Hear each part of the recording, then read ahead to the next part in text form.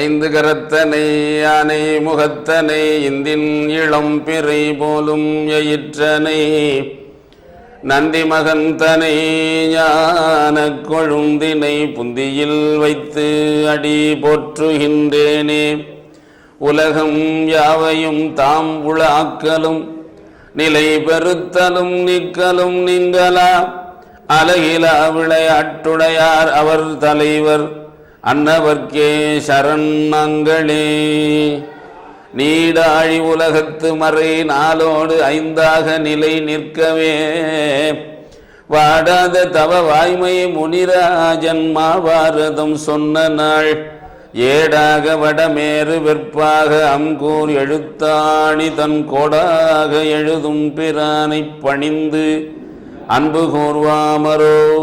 அன்பர்களே, தாய்மார்களே, குழந்தைகளே, பெரியோர்களே, இளைஞர்களே, சிடிஎன் நேயர்களே, எல்லாம் வல்ல இறைவன் திருமுருகன் திருவருளினாலே மாபாரத கதையிலே இன்றைக்கு 5வது பகுதியாக இப்படியும் ஒரு தாயா என்ற தலைப்பிலே சில நல்ல பகுதிகளை உங்களோடு பரிமாறிக்கொள்ள பெற்ற இந்த நல்ல வாய்ப்பை உண்மையிலேயே மிகச்சிறந்த வாய்ப்பாக கருதி முதலில் உங்கள் அனைவருக்கும் என்னுடைய பணிவான வணக்கங்களை தெரிவித்துக் கொள்கிறேன்.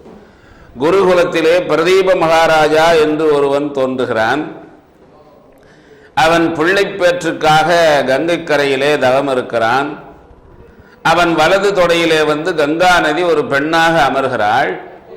அவன் கண் விழித்து அம்மா என்று அழைத்து, நீ இடது தொடையிலே அமர்ந்திருந்தால் உன்னை நான் மனைவியாக ஏற்றுக்கொண்டிருப்பேன் உன் வேண்டுகோளின்படி.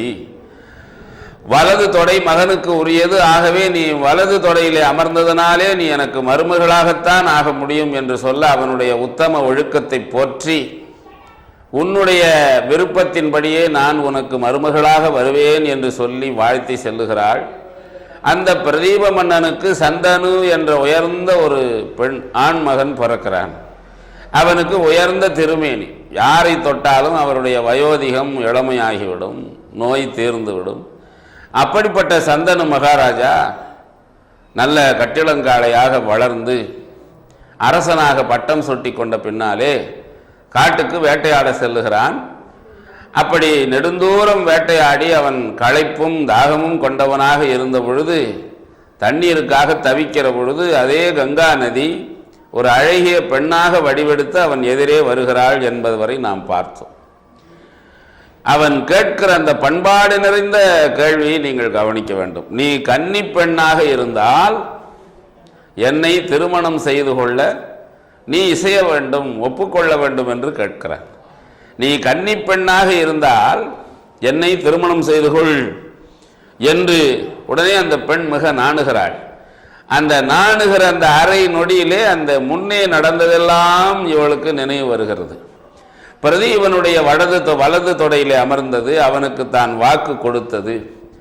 ஆகவே சொன்ன சொல்லை நிறைவேற்றுவதற்கான வாய்ப்பை வழங்குவதற்காக அந்த பிரதீபனுடைய அருமை மகனாக இந்த சந்தனு என் எதிரே நின்று என்னை மணந்துகொள் என்று இப்போது பார்த்து கேட்கிறான் என்று அந்த கன்னிக்கு எல்லாம் திருவருளினாலே நினைவிற்கு வருகிறது. உடனே அவள் பேசுகிறாள், அன்பரே அப்படியே ஆகட்டும், ஆனால் ஒரு பெரிய நிபந்தனை. நான் உன்னை திருமணம் செய்து கொண்ட பின்னாலே நான் என்ன செய்தாலும் உன்னுடைய மனம் அதிர்ச்சி அடையும்படியாக, தாங்க முடியாத அதிர்ச்சி அடையும்படியான செயல்களை நாம் செய்தால் கூட நீ எந்த கேள்வியும் கேட்காமல் இருப்பது என்று சொன்னால் நான் உன்னை திருமணம் செய்து கொள்ளுகிறேன். அப்படி நீ உன்னை மறந்து ஏன் இப்படி செய்தாய், ஐயோ என்னால் தாங்க முடியவில்லையே என்று ஒரு வார்த்தை பேசிவிடுவாயானால் அதற்கு பின்னே அங்கே பஞ்சாயத்து கிடையாது, தீர்ப்பு கிடையாது. உடனே உன்னை விட்டு நான் பிரிந்து விடுவேன்.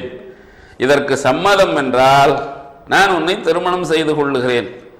நல்ல வேளை அந்த காலத்து கங்கா நேரிலே கேட்டாள். இப்போ பெண்கள்லாம் தாலி கழுத்தில் ஏறிய உடனே நம்மை படுத்துகிற பாடு, நிபந்தனை இல்லாமலே நாம் அதிர்ச்சி அடையும்படியான 1000 கேள்விகள் கேட்கிறார்கள். வாழ்க்கையின் மேடு பள்ளங்களிலே மிக பலர் நேர்மையாக வாழ்ந்தாலும் மிகச் சிலர் செய்கிற காரியங்கள் நம்மை மிகப்பெரிய அதிர்ச்சிகளுக்கு ஆளாக்குகின்றன. இருந்தாலும் சமுதாயத்திலே நமக்கு ஒரு கெட்ட பெயர் வந்துவிடக்கூடாது என்பதற்காக நாம் தான் அவர்களை பிரியாமல் அவர்களோடு வாழ்ந்து கொண்டிருக்கிறோம். என்னென்னவோ எத்தனையோ வசதி வாய்ப்புகளை எல்லாம் தேடிக்கொள்ளுகிறார்கள் குடும்பத்திற்காக என்று. ரொம்ப நுட்பமான செய்திகள் கொண்டது மகாபாரதம்.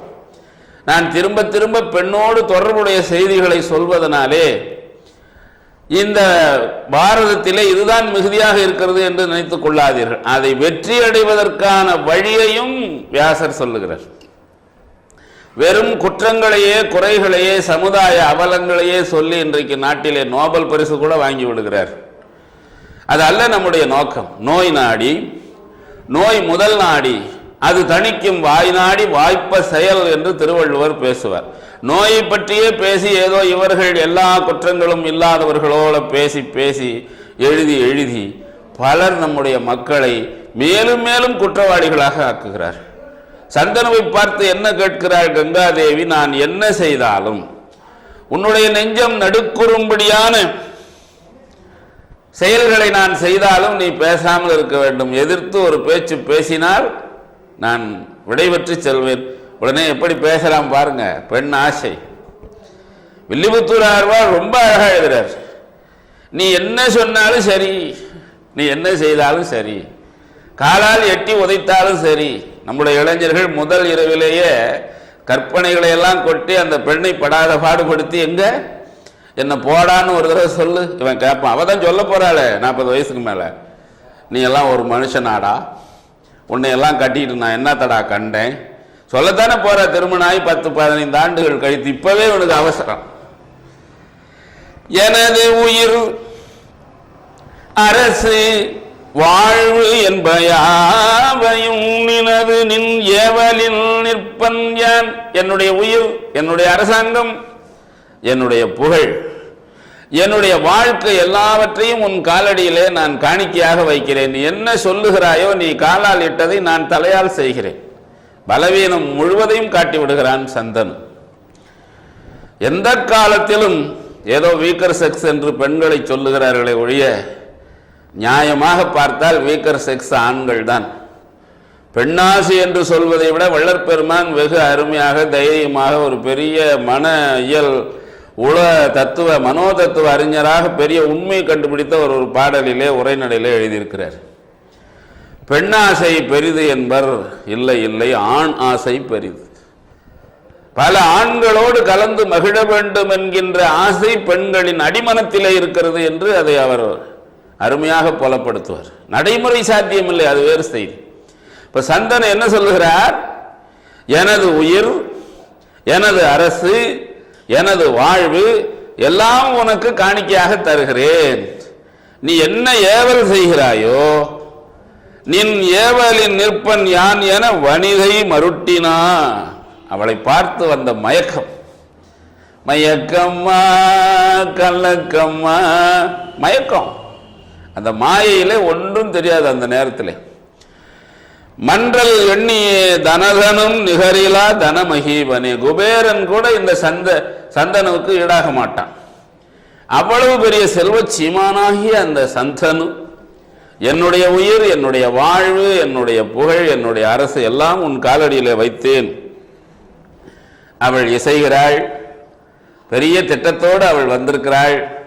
அவள் மீது குற்றம் இல்லை. அவள் ஒரு செயலை செய்வதற்கான ஒரு கருவி, அவ்வளவுதான். நாம் எதற்காக இந்த உலகத்திலே படைக்கப்பட்டிருக்கிறோமோ அந்த நோக்கம் நிறைவேறுகிற வரை நாம் எல்லா செயல்களையும் செய்துதான் தீர வேண்டும். அதனால குற்றங்கள் செய்துவிட்டு தப்பித்துக் கொள்ளலாம் என்று நான் எல்லாருக்கும் வழி காட்டுவதாக நினைக்க வேண்டாம். அப்படி அனுபவிக்கிற பொழுது கூட தாமரை இலை தண்ணீர் போல இருக்கிற மனப்பக்குவம் உங்களுக்கு வந்து விடுமானால் உங்களுக்கு துன்பம் வந்து தாங்காது. அதிலேயே ஊறி இறங்கி முழுகி போகிறவன் கடைசி வரையில பிழைக்கவே மாட்டான். இந்த கடமை செய்வதற்காக இவர்களோடு பழகினோம், இந்த கடமை முடிந்தது, இதற்கு மேலும் இதற்குள்ளே நாம் விளையாடினோமே ஆனால் நம்முடைய வாழ்நாள் நோக்கம் நிறைவேறும் என்று இறைவனுடைய அருளினாலே ரொம்ப அழகான பாடல். வரிசையா பாருங்க.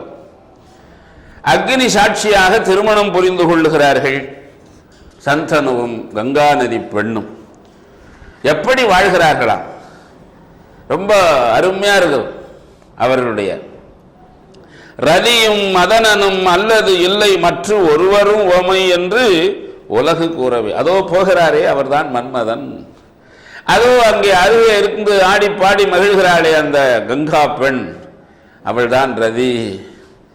அந்த மாதிரி மலர் அம்புகளை விட்டு ஒருவர் மீது ஒருவர் உள்ளம் குதூகலத்தோடு அவர்கள் மகிழ்ச்சியாக வாழ்கிறார்கள். அந்த மகிழ்ச்சியினுடைய பரிசாக அவருடைய மணி வயிறு வாய்க்கிறது கங்காதேவிக்கு. நான் காதல் என்னும் கவிதை சொன்னேன் கட்டிலின் மேலே, அந்த கருணைக்கு நான் பரிசு தந்தேன் தொட்டிலின் மேலே. வர்றல மணி வயிறு வாய்க்கிறது, 10 மாதம் ஆகிறது, அழகான ஒரு ஆண் குழந்தை பிறக்கிறது. இப்போதுதான் அதிர்ச்சி நிறைந்த செயல் நடைபெறுகிறது. குழந்தை பிறந்தவுடனே அதை எடுத்துக்கொண்டு போய் கங்கையில போட்டு ஒரே அமுக்காக அமுக்கி கொன்று விடுகிறார். பாரதத்தில் நீங்க கமிஷன் செய்வதையும் நாம் பார்த்திருக்கிறோம். தேவகியினுடைய பிள்ளைகளை எல்லாம் சிறை சுவரிலே அடித்து கொன்றதை அது நாம் பாகவதத்தில் பார்க்க போகிறோம். எப்படி பார்த்து கொண்டே இருக்கிறான் சந்தனு, தடுக்க முடியவில்லை. பொறுபுனல் புதைத்தனள் புவனம் காணவே, எல்லாரும் பார்த்து கொண்டிருக்க கொண்டு போய் கங்கையிலே போட்டு அந்த குழந்தையை அமுக்கிறான். குழந்தை காலி. இப்போ எப்படி, ஏன் குழந்தையை கொன்றாய் என்று கேட்டால் உடனே புறப்பட்டு போய்விடுவாள் அல்லவா இந்த கங்கை. ஆகவே முன்னை விட அதிகமாக அன்பு காட்டுகிறான். நம்முடைய ஆண்களுடைய பெரிய பலவீனம், பெண்கள் ஏதாவது தண்டித்து விட்டால் ஆஹா நம் மீது அவர்கள் கொண்டிருக்கிற அன்பு குறைந்து விட்டது என்று இவன் மேலே போய் ஏறி ஏறி விழுந்து இன்னும் எதையாவது செய்து இன்னும் குற்றங்களை செய்து கொண்டிருப்பான். இது உளவியல் உண்மைகள். ரொம்ப நாம் இதையெல்லாம் நம் இளைஞர்களுக்கு எப்படியாவது வகுப்பாவது நடத்தி சொல்லித்தர வேண்டும். எப்படி சொல்லுகிறார் பாருங்கள் வில்லிபுத்தூர் ஆழ்வார். பெரும் காதலால் சந்தனு அவள் செய்த செயலை தடுக்க முடியாமல் தடுமாறுகிறான். ஒருவேளை ஏன் எதற்கு என்று கேட்டால் நம்மை விட்டு பிரிந்து போய்விடுவாளோ என்று அஞ்சி நடுங்கி முன்னை விட அதிகமான காதலோடு அன்போடு அவளோடு 1, 2, 3, 4, 5, 6, 7 குழந்தைகள், எல்லாமே ஆண் குழந்தைகள். பிறக்க வேண்டியது, கொண்டு போய் கங்கையில் அமுக்க வேண்டியது. எல்லாரும் சும்மா இருப்பார்களா? அரசன் சும்மா இருக்கலாம், இவருக்கு அந்தரங்கத்திலே இவன் கொடுத்த வாக்குறுதிக்காக இவன் பேசாமல் இருக்கலாம். ஆனால் மக்கள் எப்படி சும்மா இருப்பார்கள்? இளவரசனை கொண்டு போய் கங்கையில போட்டு புதைத்தால் நன்னகர் ஜனமெல்லாம் நடுநடுங்கவே. இப்படி வரிசையாக எல்லா குழந்தைகளையும் கொன்று குவிக்கிறாளே, நம்முடைய மன்னர் சந்தனு மகாராஜா பேசாமல் இருக்கிறாளே, இப்படியும் ஒரு தாயா? ஒவ்வொருவரும் குழந்தை இல்லை என்று எத்தனை திருக்கோயிலுக்கு போகிறார்கள், எத்தனை மரத்தை சுற்றுகிறார்கள், எத்தனை விரதம் இருக்கிறார்கள். 1, 2, 7 குழந்தைகளை, அதுவும் ஆண் குழந்தைகளை பெற்று அவர்களையெல்லாம் இவள் கொன்று குவித்து விட்டாளே, இப்படியும் ஒரு தாயா என்று இப்படி மக்கள் எல்லாம் வருந்துகிறார்கள். இவனுக்கு முன்னே இருந்ததை விட கொஞ்சம் கொஞ்சமாக மனசிலே அன்பு குறைந்து கொண்டே வருகிறது. இவ்வளவு கொடுமைக்காரி இவள் என்ன செய்வாளோ ஏது செய்வாளோ என்று 8வது குழந்தை அவள் மணி வயிற்றிலே வளர்கிற பொழுது மிகவும் எச்சரிக்கையாக இருந்தான். வெங்கய கடகரி வேந்தன் மாமன பங்கயம் துறந்தது பழைய இன்பமே. என்ன தமிழ் நலம் பாருங்கள்! பழைய இன்பம். கரும்பு சுவையாக இருக்கிறது என்று சில பேர் வேரோடு பிடுங்கி விடுவார்கள். இந்த கங்கை அப்படி செய்கிறாள். சந்தனு நாம் எது செய்தாலும் கேட்க மாட்டான் என்ற துணிவில் 7 குழந்தைகளையும் கொன்று விடுகிறாள். அவள் வந்த நோக்கம் அது. 8வது குழந்தை கருக்கொண்ட பொழுது இதையும் இவள் ஒருவேளை பிறந்தவுடனே கொண்டு போய் கொன்று விடுவாளோ என்று இவனுக்கு நெஞ்சில் அதிகமான வருத்தம் வளர்ந்த காரணத்தினாலே அவள் மீது கொண்ட அந்த பழைய இன்பம் குறைந்து விட்டது. வெங்கய கடகரி வேந்தன், கொடுமையான கோபம் உடைய பலம் மிகுந்த யானையை உடைய அந்த வேந்தனாகிய சந்தனு மாமனம். நமக்கெல்லாம் இருக்கிறது வெறும் மனம், சந்தனுக்கு இருந்தது மாமனம். மற்றவர்களை விட பல வகையிலே உயர்ந்து இருக்கிறவன் தான் பல பிழைகளை பொறுத்து கொள்ளுவான். சாதாரணமானவர்கள் சின்ன பிழை செய்கிற பொழுதே அவர்களை தண்டித்து விட்டு விடுவார். ஓராண்டு காத்திருந்துதான் பெரிய மனம் உடையவர்கள் சில பேரை தண்டிப்பார். இந்த சந்தனு மன பங்கயம் துறந்தது பழைய இன்பமே. ரொம்ப அழகான சொற்கள்.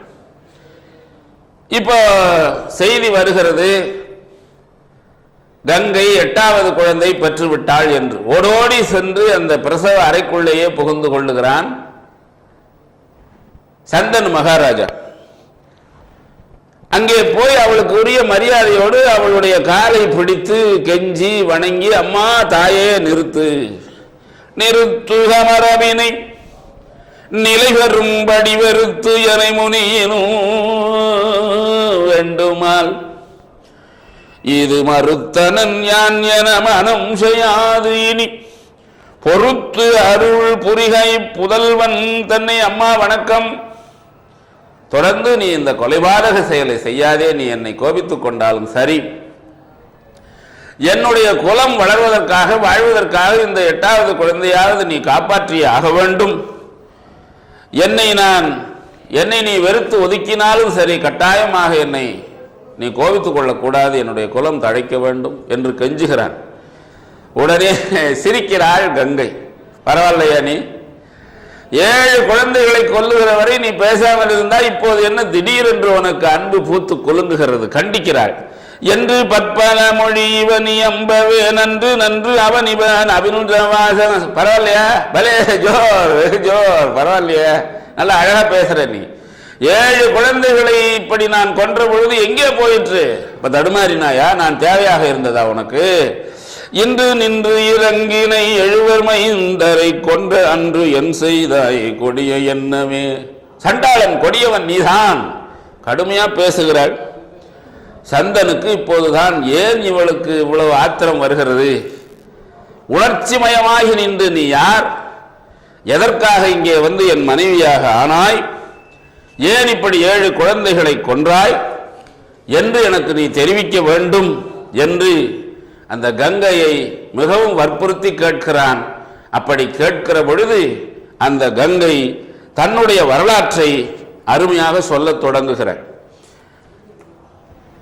ஒரு காலத்திலே பிரம்மதேவனுடைய சத்தியலோகத்திலே நான் அவரை தரிசிப்பதற்காக அவரை நாள்தோறும் சென்று வணங்குவது என்னுடைய வழக்கம், மரபு. அப்படி அவரை வணக்கம் செய்வதற்காக நான் என் சேடிமார்களோடு சத்தியலோகம் சென்றேன். அங்கே பல தேவர்கள், தேவாதி தேவர்கள் எல்லாம் பிரம்மாவோடு சேர்ந்து அமர்ந்து கொண்டிருந்தார். நில உலகத்திலே இருந்து மகாபிஷக் என்கின்ற ஒரு சிறந்த அரசன் உயர்ந்த யாகங்களை எல்லாம் செய்த காரணத்தினாலே அவனுக்கும் பிரம்மாவோடு சேர்ந்து அமருகிற ஒரு சரி ஆசனம் கிடைத்தது. அவனும் அந்த சத்தியலோகத்திலே அமர்ந்திருக்கிறான். அந்த நேரம் பார்த்து நான் உள்ளே நுழைகிறேன். அங்கே கூடியிருக்கிறவுடைய ஆண்களுடைய மன வலிமை, மன உரம், மன உறுதிப்பாடு, மனத்திண்மை, எப்படி இவர்கள் ஏமாறாமல் இருக்கிறார்களா என்று பார்ப்பதற்காக இந்த காற்று லேசா உள்ளே கொஞ்சம் அதிகமாக வீசியது. அப்படி காற்று வீசிய பொழுது என்னுடைய மேலாடை சற்றே விலகியது. அப்போது அங்கே இருந்த தேவர்கள் எல்லாம், இது அனுச்சிதம், இது சரியல்ல, இப்படி நாம் இன்னொரு பெண்ணை அதேச்சையாக காற்றினால் அவள் ஆடை விலகுகிற பொழுது பார்ப்பது நாகரிகம் அல்ல, பண்பாடு அல்ல என்று தலை கவிழ்த்துக் கொள்ளுகிறார்கள். இதைதான் நீங்கள் கவனிக்க வேண்டும். பார்த்தவன் தான் மகாபிஷக். இது நல்ல சந்தர்ப்பமாயிற்றே என்று நமக்கு செலவு இல்லாமல், நாம் முயற்சி செய்யாமல் இந்த காட்சியை காணுகிற வாய்ப்பு கிடைத்ததே என்று தான் செய்த தவம், வேள்வி, புண்ணியம் எல்லாவற்றையும் மறந்து ஒரு நொடி அந்த கங்கையினுடைய மார்பகங்களை கண்டு மனம் பேதலிக்கிறான் மகாபிஷக். அதுதான் அவன் செய்த பெரிய பிழை. வினாடி மதனம் கோடி விசனம் என்று ஒரு பழமொழி உண்டு. வினாடி மதனம், தன்னுடைய உயர்ந்த தகுதிகளை எல்லாம் மறந்து ஒரு பெண்ணை பார்க்கிற பொழுது யார் எவர் என்று கேட்டு எத்தனையோ பேர் மாட்டிக்கொண்டிருக்கிறார். வினாடி மதனம் கோடி விசனம், ரொம்ப அருமையான பழமொழி. அப்படி தேவர்களுடைய மன உறுதியெல்லாம் ஜெயித்து விட்டது. ஆனால் கீழே இருந்து போனான் அல்லவா, இவனுக்கு இங்க இருக்கிற புத்தி கீழ் புத்தி. தேவர்களும் சில நேரம் தவறு செய்வார்கள். அந்த சந்தர்ப்ப சூழ்நிலைகளை நாம் ஆராய்ந்து அதை எடுத்துக்கொள்ள வேண்டும். அப்போது அந்த பிரம்மாவுக்கு கோபம் வந்து விடுகிறது. நீ செய்த உயர்ந்த செயல்களுக்காக உன்னை இங்கே கொண்டு வந்து எங்களுக்கு சமமாக அமர்த்தினோம். ஆனால் நீ உன்னுடைய கீழ் புத்தியை, மனித புத்தியை விடவில்லை. இங்கே அநாகரிகமாக நீ காத்து பார்த்து நீ இப்படி குறும்பு செய்கிறாய், தவறு செய்கிறாய். பிடி சாபம். நீ நில உலகத்திலே போய் இந்த இன்பங்களை எல்லாம் அனுபவித்து அந்த ஆசைகள் எல்லாம் தீர்ந்த பின்னர் மேலே வா. அதே போல கங்கா, உன்னை பார்த்துத்தான் இவன் மனம் மயங்கினான், வேறு வழி இல்லை. அழகோடு இருக்கிறவர்களும் தாங்கள் இன்னொருவர் கற்பு எனப்படுவது பிறர் நெஞ்சு புகாமை. கலித்தொகை அப்படி பேசுகிறது. கற்பு எனப்படுவது பிறர் நெஞ்சு புகாமை. இது உயிரா மானமா பணமா பாசமாங்கிற படத்துல சரோஜாதேவி பார்த்து அவங்க அப்பா நடிக்கிறவரே கேட்பார், அவன் பார்த்தான்னு சொல்றியே, அவன் பார்த்தது உனக்கு எப்படி தெரியும் பார். அப்படி பெண் மிக உயர்ந்தவளாக இருந்தால் அவள் யாருடைய உள்ளத்திலும் அவளுடைய விருப்பம் இல்லாமல் போய் நுழையக்கூடாது. இவர்கள் மனம் உயர்ந்ததாக இருந்தால் யாரும் இவர்களை மனத்தால் படம் பிடிக்க முடியாது. ஆகவே கங்கை, நீயும் தவறு செய்து விட்டாய். நீயும் நில உலகத்திலே ஒரு பெண்ணாக போய் பிறந்து இந்த மகா பிஷக்குக்கு, வருணன் என்றும் சொல்லுவார்கள், இந்த வருணனுக்கு எல்லா இன்பங்களையும் நீ கொடுத்து விட்டு மறுபடியும் மேலே வா என்று ஆணையிடுகிறார். அப்படி கங்கை வானத்திலே இருந்து, சத்திய உலகத்திலே இருந்து இறங்கி வருகிற பொழுதுதான் அஷ்ட வசுக்கள் வந்து அவளுடைய அன்பு உதவியை நாடுகிறார்கள். அந்த அஷ்ட வசுக்களிலே 8வது வசு பிரபாசன் தான் இந்த ஒரு பெரிய பிழை செய்து விடுகிறான். அவன் அந்த தண்டனை அனுபவிக்க வேண்டும். 884 ஆண்டுகள் திருமணம் இல்லாமல் பிரம்மச்சாரியாக இருக்க வேண்டும் என்ற சாபத்தை வசிட்ட முனிவர் அவனுக்கு இடுகிறார். அந்த சாபத்தை நிறைவேற்றுவதற்காக அவர் இந்த நில உலகத்திலே தோன்றி பீஷ்மர் என்ற பெயரோடு வாழ்கிறார். அந்த செய்திகளை எல்லாம் நாம் அடுத்த திங்கட்கிழமை மிக விரிவாக பார்ப்போமா? இந்த நல்ல வாய்ப்பை நன்றியோடு நினைத்து எல்லாருக்கும் எல்லா நலங்களையும் எல்லாம் வல்ல இறைவன் எப்போதும் நல்க வேண்டும் என்று தெரிவித்து வணங்கி விடைபெறுகிறேன். வணக்கம், நன்றி.